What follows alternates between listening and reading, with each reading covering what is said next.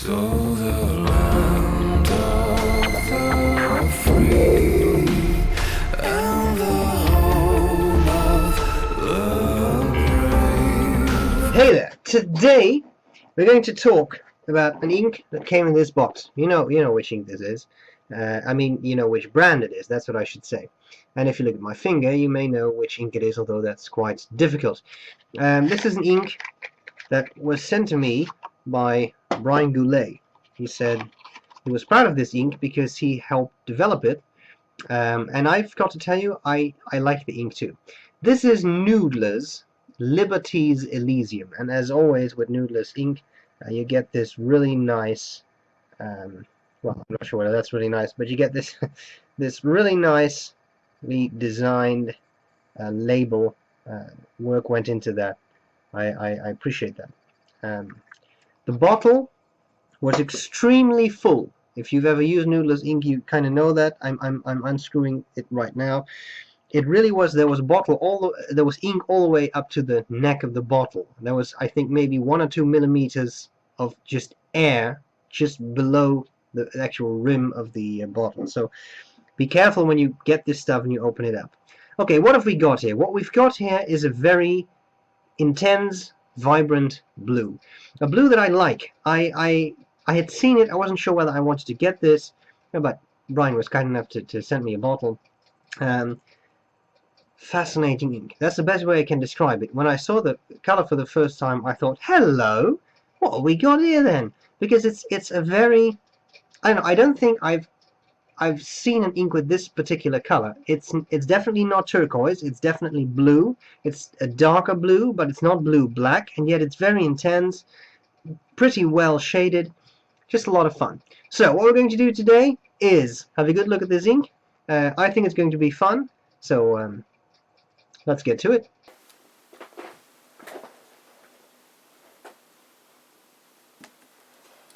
Alright, so here we go with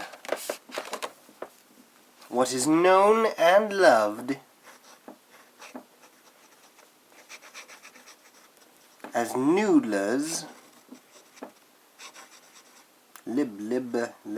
Liberties. Sorry.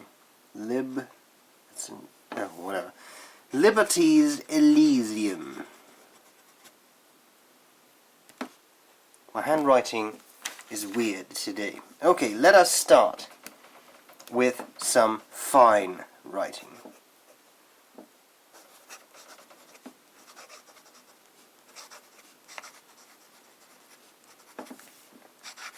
The quick brown fox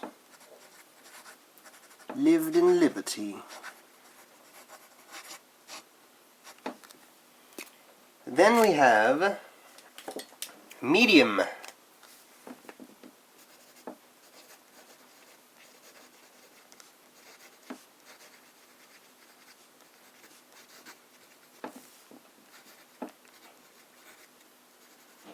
So far the ink is behaving. I can't write the word liberty. Liberty. It's the BE that makes it a little complicated. So far the ink is behaving well. No real skips or anything. Broad fox lived in liberty. Notice the use of the past tense there. Italic.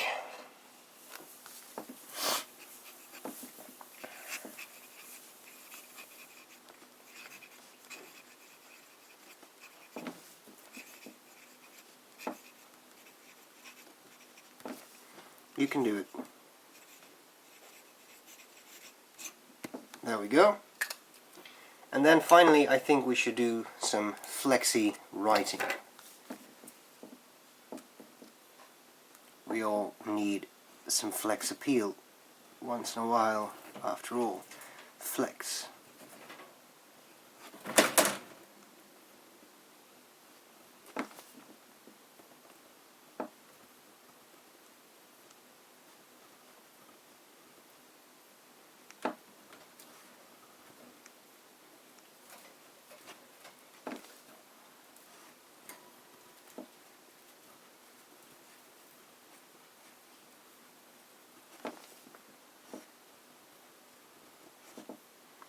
do get some railroading, as you can see.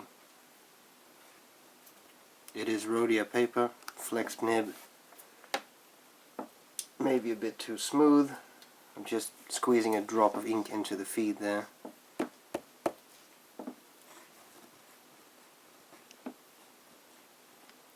And as you can see, that helped.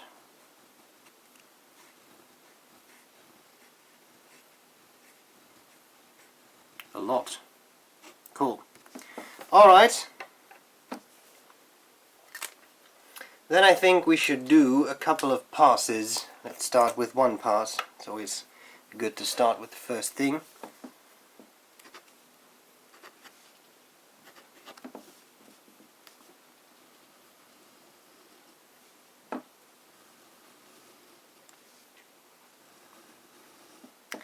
Okay, and I think this kind of demonstrates the thing I mentioned earlier. This is a fairly unique blue. I have used quite some inks, quite a number of them were blues, and I don't recall having seen this color before. It's a very nice, vibrant, intense color. When it comes to shading, well, there definitely is some. Let me take a pointing object. You see there's a lighter blue there and a darker blue right here. So I think that's quite nice. Of course you'll see that mainly in the broader nib, so broad and italic. There is some nice shading. It's not excessive, but it's definitely there. And I know a lot of blue inks that don't shade at all, so I think this is actually pretty cool.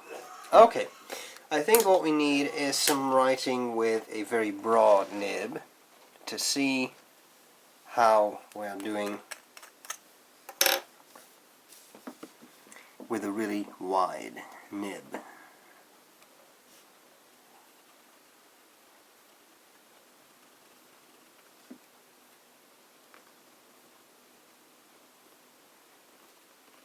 This shall be used for waterproofness testing.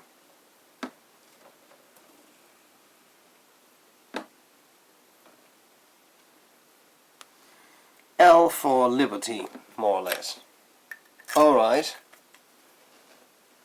and then I want some regular writing .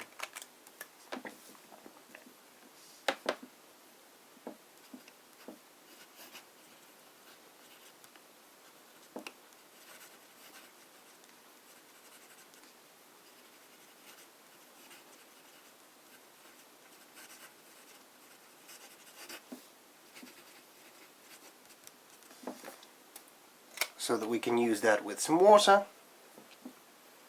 And let us just check this here. Yep, that's dry. Then we can add a second pass. Seem to dry fairly quickly. Let's put that to the test. Yep, that's dry too. Nice. Alright. Then I'll just have to come back for a third pass later there. But for now, I think this is dry. Yep.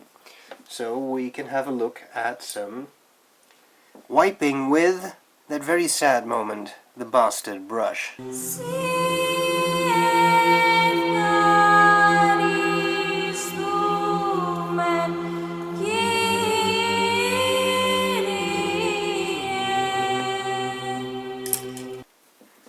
Alright, that doesn't look too badly. We'll come back to that in a second. How are we doing here? Yeah, it's a little... I'm just going to use some blotting paper to make sure it's really dry. It was almost dry, there were just a few bits that had some ink still dry. Sorry, still wet. Yeah, that's good. Okay, well then I think we should have a look at the eyedropper of death.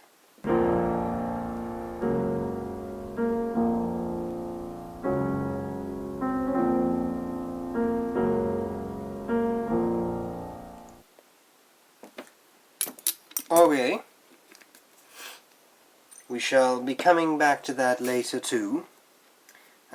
Then I think there is that great moment you've all been waiting for, the Tardif test.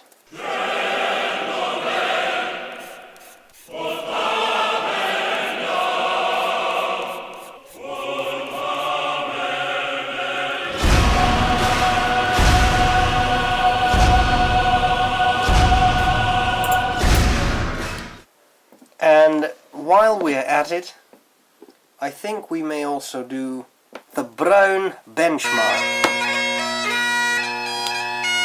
There we go. Stuff I do for you people. Alright. While this is drying, I think we should get a tissue and get rid of that excess water. Not the brown benchmark though, that's a whole different matter.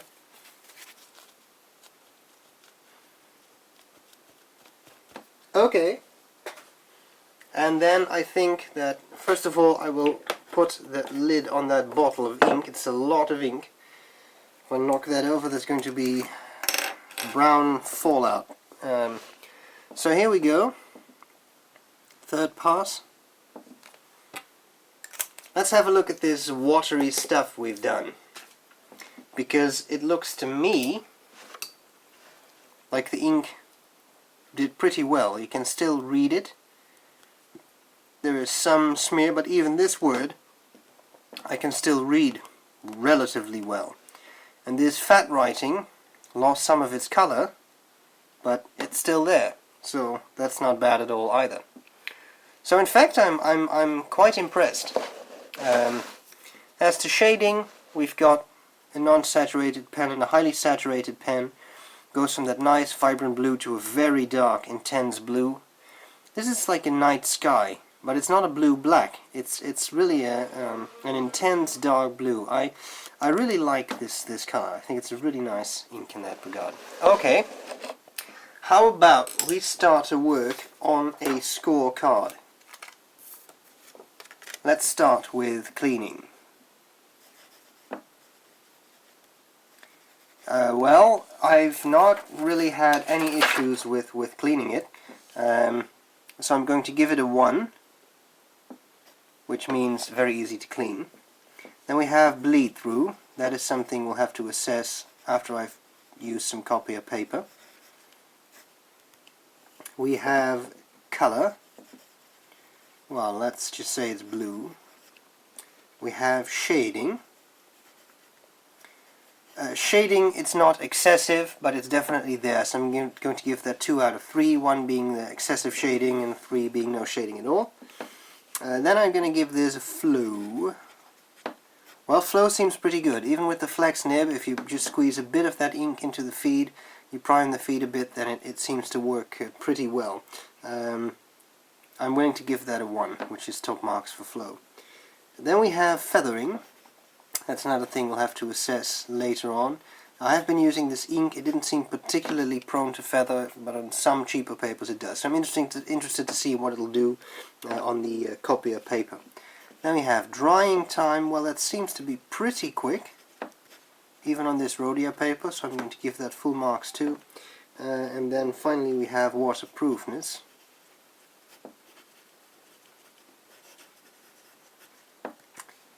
I'm willing to give that full marks too. It's, this stays pretty legible, more so than many other inks. So far the ink is doing pretty well. I think we should move to some copier paper and see how well it keeps up cheaper paper. Come back to that in a second.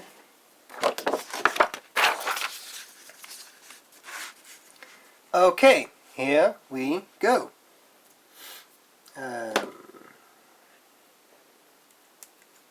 Let's start with some fine writing.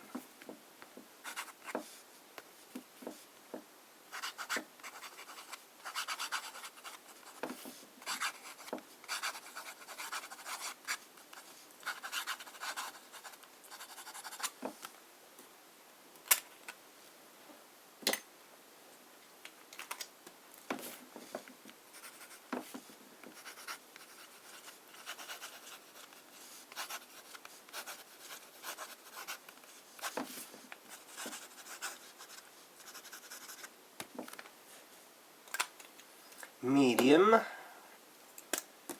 broad,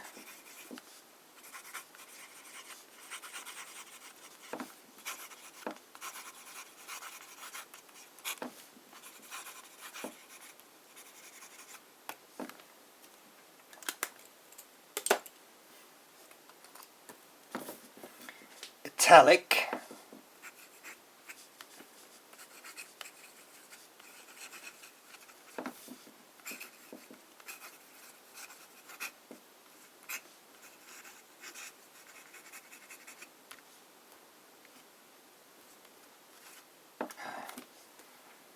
Annoying. Okay. And maybe some fat writing, but before... No, let's just do some fat writing. We've already had the L for Liberty, so maybe we should now just do an E for Elysium. Just look at that wonderful, intense blue color. I'm really impressed with this. I really love it. E, and maybe some fooling around there. There we go. You know, let's fool around some more. It's part of the fun. Okay. No, okay, I'm done. Right, there we go. And then some flexi writing. To be completely honest, I'm going to prime the feed again. That seemed to work well. Let's see what it does.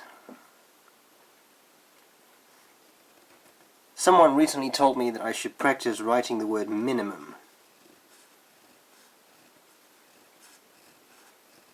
And you can have a lot of fun writing the word minimum. Now I did that slowly and deliberately. But what you should try is to write that quickly in one motion. And then ask people, you just do this. See, I'm already missing one loop there.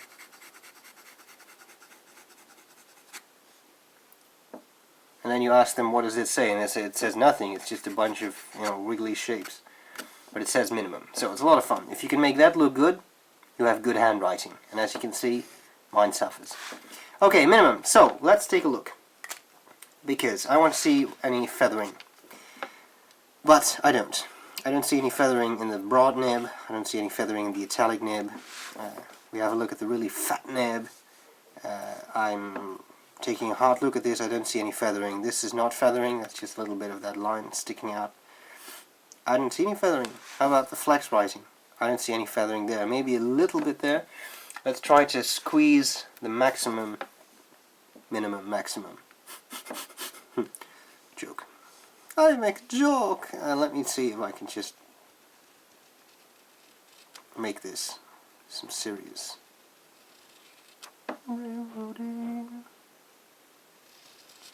No.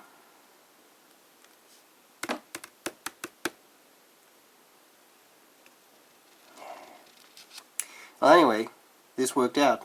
That's a lot of ink. I don't see any feathering. It's nice and wet, but I don't see any feathering. So I'm pretty impressed, I have to say. So, let's finish up our scorecard. 1, 2, boom! That was fast, wasn't it? You hardly saw it. Alright. Bleed through. Yep, it bleeds through. But this is a 6mm nib, this is a flex nib. There's a little bit of bleed through with the broad nib.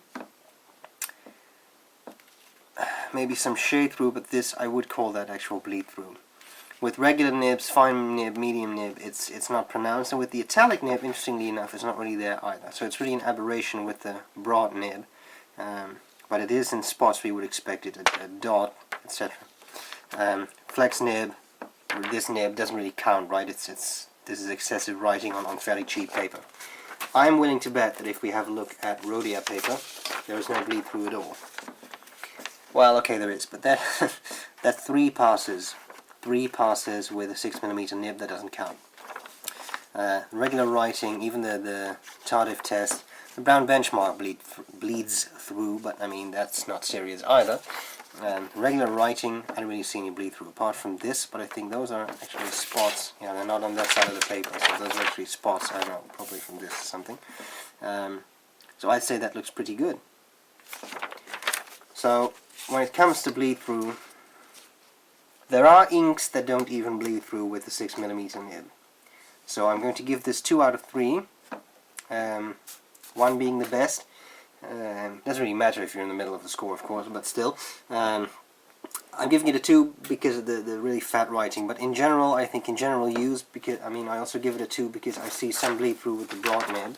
But I think for regular normal writing you should be pretty good, and it may even be a 1. If you always use Rodiats, it's going to be a 1. So, gotta make choices. Okay, when it comes to feathering, I'm going to give it a 1, full marks, because I don't see any feathering. So, what we've got is an ink can score 7 points. The lowest score is best here, so 7 points would be a superb ink. And then we have 1, 2, 3, 4, 5, we have 7 of course. So you can score 21 points, which would be a terrible ink. It would be hard to clean, bleed through terribly, have no shading, terrible flow, etc. Right here we've got 1, 3, 5, 6, 7, 8, 9. Looks good to me. So what we've got here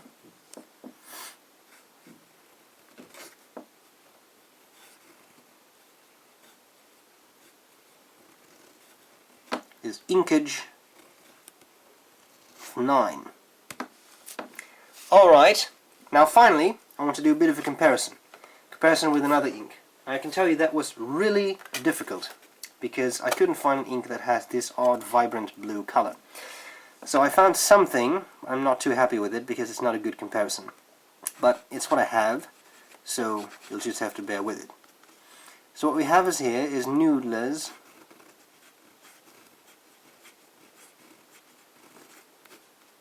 Liberties Elysium, yes. Interesting vibrant blue, some flexy stuff, and then what we've got is another ink. This is an ink the first ink I thought of when I tried out this Liberties Elysium was Parker Penman Sapphire. I've done an Inkcyclopedia entry on that ink too, but if you have seen that you may recall, or if you've not seen that, you may recall that that ink is discontinued. Now it's not the same ink, that's a bit darker, but it sort of has the same intense feeling to it. It's hard to explain. Now because that ink is discontinued, I thought it would be a little odd to use that as a comparison, because if you like it, you almost can't get it. So what I used instead is something I got a sample of, and that is Private Reserve American Blue. Now the reason I use American Blue is that that was actually meant to be a type of replacement for the Penman Sapphire, you see. So it's kind of like the same, except it's different because it's like more modern and you can actually buy it. So I thought that would be a good comparison. American Blue. American Blue would look something like this. And when you flex it, you get something like this. And it should be quite apparent from all of this that it's a bit darker. It's darker than the other stuff, darker than Liberties Elysium. But at least it's, a bit, I think you can compare the two, sort of. And that was the end of my American act. So, here we have it. A much requested ink for the Inkcyclopedia. Our thanks go to Brian Goulet for supplying that ink to us. I hope this was useful, and I'll see you later. Bye bye.